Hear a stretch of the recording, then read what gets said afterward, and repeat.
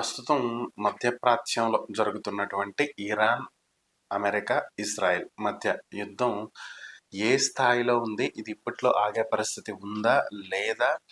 దీని ప్రభావం భారత్ మీద ఏ విధంగా ఉండబోతుంది అనేటువంటి అంశాలు కనుక ఒక్కసారి మనం పరిశీలించినట్లయితే, Iran, Israel and US war ఇప్పట్లో ఆగేటువంటి పరిస్థితి అయితే ఎట్టి పరిస్థితుల్లో కూడా కనిపించట్లేదు. ఎందుకని ఇది కనిపించట్లేదు అని చెప్తున్నానంటే, ఇరాన్ ఎక్కడా కూడా వెనక్కి తగ్గేటువంటి పరిస్థితి అయితే లేదు. ఇజ్రాయెల్, అమెరికా ఏమనుకున్నాయంటే, సుప్రీం లీడర్ ఖమేనీని హతం చేసిన వెంటనే ఇరాన్ లొంగిపోతుంది అనుకున్నారు. అయితే వాళ్ళ సెకండ్ అండ్ థర్డ్ లెవెల్లో ఉన్నటువంటి కమాండెంట్స్ ఎవరైతే ఉన్నారో వాళ్ళు దీన్ని చాలా పీక్ స్టేజ్కి తీసుకెళ్లారు. అందులోనూ ఇంకొక అంశం ఏంటంటే తెగింపు. పోగొట్టుకుంటానికి ఏమీ మిగలనప్పుడు తెగింపు ఒక్కటే మిగులుతుంది. సో ఇప్పుడు ఇరాన్ పరిస్థితి అదే. ఎందుకని అంటే వాళ్ళ దగ్గర కొత్తగా పోగొట్టుకునేది అయితే ఏం లేదు. సో దాడి చేస్తే అమెరికాకి, ఇజ్రాయెల్కే నష్టం తప్ప ఇరాన్కి ఏం లేదు. మెయిన్ థింగ్, ఇరాన్ దగ్గర ఉన్నటువంటి డ్రోన్స్, షాహిద్ డ్రోన్స్, దీని గురించి గత కొద్ది రోజులుగా మనం అన్ని రకాల సోషల్ మీడియా ప్లాట్ఫామ్స్లోనే వింటూనే ఉన్నాం. ఈ ఒక్క డ్రోన్ కాస్ట్ 20 లక్షల నుంచి 25 లక్షలు ఉంటుంది. దీన్ని వాళ్ళు భారీ స్థాయిలో లక్షల్లో తయారు చేశారు ఈ డ్రోన్లు. ఇది ఎంత అంటే జస్ట్ ఒక 11 ఫీట్ ఉండేటువంటి డ్రోను 50 కేజెస్ వరకు కూడా పేలోడ్ని తీసుకెళ్ళగలుగుతుంది. అంటే బాంబ్ వెయిట్ 50 కేజెస్ వెయిట్ ఉండే బాంబును కూడా అది ఈజీగా మోసుకెళ్ళగలుగుతుంది. పర్టిక్యులర్ టార్గెట్ మీద గైడెడ్ మిజైల్ ఏ విధంగా అయితే వర్క్ చేస్తుందో అదే విధంగా టార్గెట్ని ఫిక్స్ చేసి వదిలేస్తే ఆ టార్గెట్ని హిట్ చేస్తుంది వెళ్ళి. దీన్ని ఇంటర్సెప్ట్ చేయాలి అంటే యుఎస్ ఉపయోగించేటువంటి missiles cost near by Indian కరెన్సీలో 35 crores అవుతాయి. అంటే కేవలం ఒక 20 లక్షల విలువ చేసే డ్రోన్ని ఆపటానికి 35 కోట్ల రూపాయలు అమెరికా ఖర్చు పెట్టాల్సినటువంటి పరిస్థితి.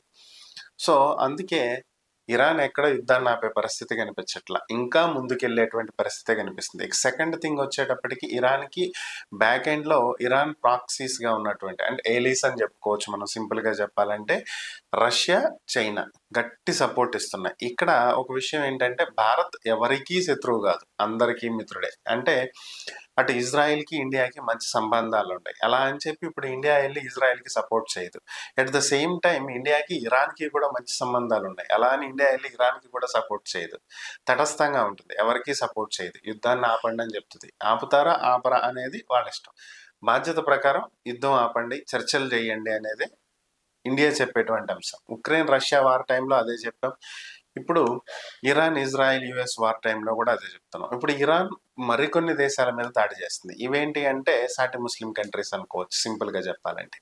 UAE, United Arab Emirates, Saudi Arabia, Bahrain, Kuwait. So ఈ దేశాల మీద ఎక్కువగా దాడులు చేస్తుంది. ఎందుకు వీటి మీద దాడులు చేస్తుంది అంటే ఈ కంట్రీస్ డైరెక్ట్ గాను ఇండైరెక్ట్ గాను యుద్ధంలో పాల్గొంటున్నాయి. అంటే ఇవి నేరుగా ఇరాన్ మీద యుద్ధం చేయనప్పటికీ కూడా అమెరికాకి ఎయిర్ బేసెస్ ఇవ్వటం, అమెరికా స్థావరాలకి వీళ్ళు అవకాశాన్ని కల్పించడం వాళ్ళ దేశాల్లో. ఇప్పుడు అమెరికా ఇరాన్ కంటే దూరంలో ఉంటుంది కాబట్టి ఇరాన్ మీద యుద్ధం చేయాలంటే అమెరికాకి ఆ చుట్టుపక్కల ఉన్నటువంటి కంట్రీస్లో బేసెస్ కావాలి. వాళ్ళ సైనికుల్ని డిప్లాయ్ చేయడానికి కావచ్చు, వాళ్ళ వార్ మెటీరియల్ డిప్లాయ్ చేయడానికి కావచ్చు, వాళ్ళ ఎయిర్ క్రాఫ్ట్స్ ల్యాండ్ అవడానికి కావచ్చు, వీటన్నిటికీ బేసెస్ కావాలి. ఈ బేసెస్కి ఈ కంట్రీస్ని వాడుకుంటున్నారు. సో ఈ కంట్రీస్ మీద ఇరాన్ ఇప్పుడు దాడులు చేస్తుంది. అంటే వీటన్నింటినీ కూడా ఇరాన్ శత్రువుగా భావిస్తుంది. అండ్ ఇంకొక అంశం ఏంటి అంటే, ఇప్పుడు థర్డ్ ఏదైతే యుఎస్ ఎయిర్ డిఫెన్స్ సిస్టమ్ ఉందో దీన్ని ఆల్రెడీ ఇరాన్ నాశనం చేయటంతో ఇప్పుడు యుఎస్ ఏం చేస్తుంది అంటే $5,000 బిలియన్ సౌత్ కొరియాకి, జపాన్కి ఇచ్చినటువంటి ఈ థర్డ్ సిస్టమ్ని వెనక్కి తీసుకొస్తుంది ఇరాన్ కోసం. సో ఇది ఇంకొక అంశానికి దారితీయబోతుంది. ఎందుకంటే ప్రస్తుతం ఆ ఎయిర్ డిఫెన్స్ సిస్టమ్ ఉండబట్టి సౌత్ కొరియా చాలా హ్యాపీగా ఉంటుంది అక్కడ. సో ఎప్పుడైతే ఎయిర్ డిఫెన్స్ సిస్టమ్ ఉండదో ఆటోమేటిక్గా నార్త్ కొరియాకి సౌత్ కొరియా టార్గెట్ అవుతుంది. నార్త్ కొరియా నుంచి వచ్చేటువంటి మిసైల్స్ని కనిపెట్టేటువంటి డిఫెన్స్ వ్యవస్థ వాళ్ళ దగ్గర ఉండదు. సో ఎప్పుడైతే నార్త్ కొరియా డైరెక్ట్గా యుద్ధంలోకి దిగుతుందో ఆటోమేటిక్గా అవి జపాన్ వరకు వచ్చి పడేటువంటి అవకాశం ఉంటుంది ఆ మిసైల్స్. సో జపాన్ని రక్షించడం అనేది యుఎస్కి ఉన్నటువంటి ప్రధానమైనటువంటి అంశం. ఎందుకంటే సెకండ్ వరల్డ్ వార్ టైంలో వాళ్ళు వేసినటువంటి అణుబాంబులకు సంబంధించి వాళ్ళకి జపాన్కి మధ్య ఉన్నటువంటి ఒక ఒప్పందం. జపాన్ మరలా అప్లిఫ్ట్ అవ్వటానికి ఎంతో సహాయం చేసింది అమెరికా. సో ఇప్పుడు కూడా ఖచ్చితంగా చేయాల్సిన పరిస్థితి వస్తుంది. సౌత్ కొరియాకి సపోర్ట్గా, నార్త్ కొరియాకి ఆపోజిట్గా యుఎస్ దిగాల్సి వస్తుంది. సో యుద్ధం ఆ వైపు నుంచి కూడా మొదలవుతుంది మళ్ళీ నెక్స్ట్. సో ఈ మధ్యలో ఇండియాలో పరిస్థితులు ఏ విధంగా ఉండబోతున్నాయి? ఇప్పటికే మనం చాలా న్యూస్ ఛానల్స్లో, చాలా సోషల్ మీడియా ప్లాట్ఫామ్స్లో ఎవరికి నచ్చిన అంశాలు వాళ్ళు చెప్తూ ఉన్నారు.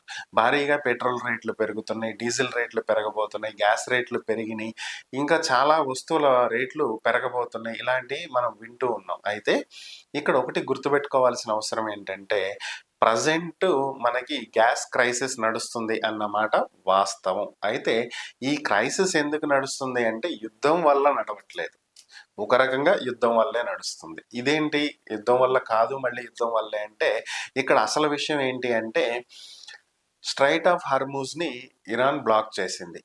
ఏ కంట్రీకి చెందినటువంటి షిప్స్ కూడా దాని నుంచి పాస్ అయ్యే పరిస్థితి లేదు. ఒక చైనా ఇండియాకి మాత్రమే ఎలో చేస్తుంది. సో ఇండియాకి సంబంధించినటువంటి షిప్స్ హర్మూజ్ స్ట్రైట్ నుంచి వస్తున్నాయి.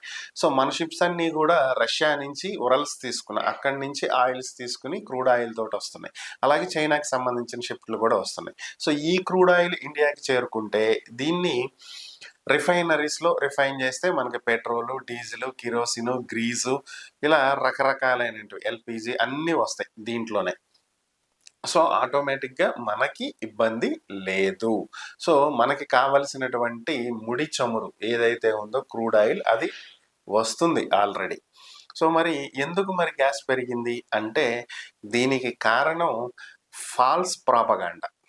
సింపుల్గా చెప్పాలంటే ఎప్పుడైతే యుద్ధం స్టార్ట్ అయిందో పరిస్థితులు ఏంటి అనేటువంటి ఒక అంచనా కూడా వేయకుండా social media platforms, news channels భారీ స్థాయిలో ఇంకేముంది గల్ఫ్లో యుద్ధం జరుగుతుంది, భారీ స్థాయిలో ఇక్కడి నుంచే వరల్డ్ మొత్తానికి ఆయిల్ సప్లై అవుతుంది కాబట్టి ఇప్పుడు ఇవన్నీ ఆగిపోతాయి కాబట్టి ఆటోమేటిక్గా ఇక్కడ పెట్రోల్, డీజిల్, గ్యాస్ ధరలు పెరుగుతాయి, త్వరలో మనకి గ్యాస్ దొరకదు అని చెప్పి భారీ స్థాయిలో న్యూస్లో టెలికాస్ట్ చేయటం వల్ల ఒక ప్యానిక్ సిచ్యువేషన్ అనేది క్రియేట్ అయింది ఇండియాలో.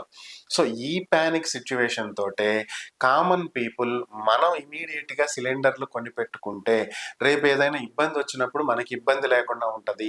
సో కాబట్టి మనం ఇప్పుడే సిలిండర్ బుక్ చేసుకుందాము అని చెప్పి ఇంకొక నెల రోజుల తర్వాత వాళ్ళకి గ్యాస్ అయిపోయే సిచ్యువేషన్ ఉన్న 2 సిలిండర్స్ 3 సిలిండర్స్ ఉన్న వాళ్ళు ఈ రోజే ఇమీడియట్గా గ్యాస్ బుక్ చేశారు.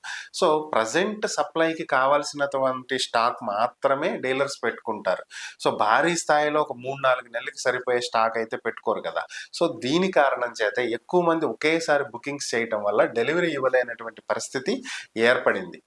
సో ఇప్పుడు మనకి కావలసినటువంటి క్రూడ్ ఆయిల్ వస్తుంది, దీని నుంచి మనం రిఫైన్ చేస్తే ఎల్పిజీస్ వస్తాయి. ఈవెన్ సెంట్రల్ గవర్నమెంట్ కూడా క్లియర్గా చెప్తుంది కనీసం ఇంకొక 70-75 రోజులకి సరిపోయేటువంటి నిల్వలు మన దగ్గర ఉన్నాయి అని. దీనికి బెస్ట్ ఎగ్జాంపుల్ ఇప్పుడు మనం చూస్తే మన చుట్టుపక్కల ఉన్నటువంటి దేశాలు శ్రీలంక, పాకిస్తాన్, బంగ్లాదేశ్ ఈ కంట్రీస్లో ఆల్రెడీ పెట్రోల్, డీజిల్ రేట్లు పెరిగినాయి కానీ ఇండియాలో పెరగల. ఎందుకని అంటే మనకి కావలసినటువంటి స్టోరేజ్ ఆల్రెడీ ఉంది, కనీసం ఇంకొక నెల 2 నెలల వరకు మనకి ఇబ్బంది లేకుండా నడుస్తుంది. ఈలోపు ఆల్రెడీ మనకి షిప్స్ ఎలో చేస్తున్నారు కాబట్టి మనకి ఎటువంటి ప్రాబ్లం ఉండదు. సో దీని ప్రభావం ఒకవేళ హర్మూజ్ స్ట్రైట్ క్లోజ్ అయితే, ఇంకా యుద్ధం తీవ్రతరం అయితే, ఇప్పుడు మనం మాట్లాడుకున్నట్టు మిగతా దేశాలు కూడా ఇన్వాల్వ్ అయితే పరిస్థితులు ఎలా ఉంటాయి, వేటికి రేట్లు పెరిగేటువంటి అవకాశం ఉంది అంటే మెయిన్ థింగ్ ఇక్కడ ఏంటంటే ఈ యుద్ధం ఇంకొన్నాళ్ళు సాగితే మెయిన్ థింగ్ స్టాక్ మార్కెట్ కుప్పకూలిపోయింది. ఆల్రెడీ ఇప్పటికే గడిచినటువంటి వారం రోజులుగా కంప్లీట్ నెగిటివ్లో స్టాక్ మార్కెట్ ట్రేడ్ అవుతుంది. దీని ఎఫెక్ట్ మీరు గమనించినట్లయితే మొన్నటి వరకు ఉరుకులు పరుగులు పెట్టిన బంగారం, వెండి ధరలు తటస్థంగా ఉండిపోయినాయి. అంటే ఇప్పట్లో గోల్డ్ అండ్ సిల్వర్ కాస్ట్ అనేవి పెరగవు. వీలైతే పడిపోయేటువంటి అవకాశం ఉంటుంది కానీ పెరిగేటువంటి అవకాశం ఇప్పట్లో ఉండదు యుద్ధం ఇలాగే కొనసాగితే. ఇంకొన్నాళ్ళు సాగితే ఇంకా స్టాక్ మార్కెట్ పడిపోయింది. ఎప్పుడైతే స్టాక్ మార్కెట్ పడిపోయిందో ఇన్వెస్టర్స్ లాస్ అవుతారో ఆటోమేటిక్గా కంపెనీస్ కూడా లాస్ అయ్యేటువంటి అవకాశం ఉంటుంది. ఈ కంపెనీస్ లాస్ అయినటువంటి ఎఫెక్ట్ భారీ స్థాయిలో ప్రజల మీద కూడా ఉంటుంది. సో అలాగే పెట్రోల్, డీజిల్ ఇవన్నీ, క్రూడ్ ఆయిల్ ఇవన్నీ సప్లై అనేది తగ్గుతుంది కాబట్టి దీని ఎఫెక్ట్ పెట్రోల్, డీజిల్ అలాగే ఎల్పిజి, సిఎన్జి ఎస్సీఎన్జి ఇలాంటి వాటన్నింటి మీద ప్రభావం చూపిస్తుంది. ఎప్పుడైతే వీటి మీద ప్రభావం ఉంటుందో ట్రాన్స్పోర్టేషన్ మీద ప్రభావం ఉంటుంది. ట్రైన్స్, బస్సెస్, లారీస్ ఇలాంటివన్నిటి మీద కూడా ప్రభావం ఉంటుంది. సో ఎప్పుడైతే వీటి మీద ప్రభావం వస్తుందో ఎఫ్ఎంసీజీస్, నిత్యావసర వస్తువుల ధరలకి రెక్కలు వస్తాయి. పాలు, గుడ్లు, ఆయిల్, కూరగాయలు, ఫ్రూట్స్ ఇవి ఏవైతే ఉన్నాయో ఇవి భారీ స్థాయిలో రేట్లు పెరిగేటువంటి అవకాశం ఉంటుంది. అంటే ఇప్పుడున్న రేట్కి డబల్ అయ్యే ఛాన్సెస్ కూడా ఉండొచ్చు. సో 10 రూపాయలకు వచ్చేటువంటి వస్తువు 15 నుంచి 20 రూపాయలకి వచ్చేటువంటి పరిస్థితి ఏర్పడుతుంది. సో ఇవన్నీ ఎప్పుడు జరుగుతాయి? యుద్ధం ఇంకొన్నాళ్ల పాటు ఇలాగే జరిగి మరికొన్ని దేశాలు దీంట్లో ఇన్వాల్వ్ అవుతాయి. సో ఇప్పటికిప్పుడు వచ్చేటువంటి నష్టం అయితే ఏమీ లేదు. ఇప్పటికిప్పుడు ఇండియాకి వచ్చేటువంటి ఇబ్బంది కూడా ఏం లేదు. కాకపోతే ఎందుకు ఈ సిచ్యువేషన్స్ క్రియేట్ అవుతున్నాయి అంటే చెప్పాను కదా, ప్యానిక్ సిచ్యువేషన్ వల్ల ఈ పరిస్థితులు రావటం. దాంతో ఫ్యూచర్ని దృష్టిలో పెట్టుకుని మన గవర్నమెంట్ కూడా కొన్ని స్టెప్స్ తీసుకుంటుంది. దాంట్లో మనం చెప్పుకోదగింది ఏంటి అంటే ఢిల్లీలో కట్టెల పొయ్యిలో ఉపయోగించడం మీద నిషేధం ఉంది. సో మనకి ఇక్కడ లేదు, విచ్చలవిడిగా అన్ని తగలేస్తుంటాం. కానీ అక్కడ అట్లా అవ్వదు, ఎందుకంటే పొల్యూషన్ ఎక్కువ కాబట్టి. ఇప్పుడు వాటి మీద నిషేధం ఎత్తేసారు. సో ఎప్పుడైతే ఈ నిషేధం ఎత్తేసారనేటువంటి వార్తలు వచ్చాయో ఇది ఒక ప్యానిక్ సిచ్యువేషన్కి దారితీస్తుంది. ఏంటి అంటే నిజంగా ఎల్పిజి అందుబాటులో ఉండేటువంటి పరిస్థితి ఉంటే కేంద్రం ఎందుకు కట్టెల పొయ్యిల్ని ఎలో చేయమని చెప్తుంది? సో అది దొరకదు అనేటువంటి సిచ్యువేషన్ ఉంది కాబట్టి ఈ పరిస్థితి అనుకుంటున్నారు. సో అలాగే ఇప్పటికే నార్త్లో మధ్యప్రదేశ్, ఉత్తరప్రదేశ్ వంటి కొన్ని రాష్ట్రాల్లో హోటల్స్ ఈ గ్యాస్ని ఆపేసి ఇండక్షన్ స్టవ్స్ను ఉపయోగిస్తున్నాయి కరెంటుకి సంబంధించి. ఎందుకని అంటే మళ్ళీ ఇదే కారణం. సో ఇలాంటి పరిస్థితులు మనకి భారీ స్థాయిలో కనిపించేటువంటి సిచ్యువేషన్ ఫ్యూచర్లో కనబడబోతుంది. సో ఇదే పరిస్థితి ఇంకొన్నాళ్ళు కొనసాగితే భారత్ మీద కూడా ప్రభావం ఉంటుంది. అది ఇమీడియట్గా ఉండకపోవచ్చు, కనీసం ఒక 2 నెలల సమయం లోపు అయితే ఖచ్చితంగా దీని ప్రభావం ఇండియా మీద కూడా ఉండేటువంటి అవకాశాలు చాలా ఎక్కువగా ఉన్నాయి.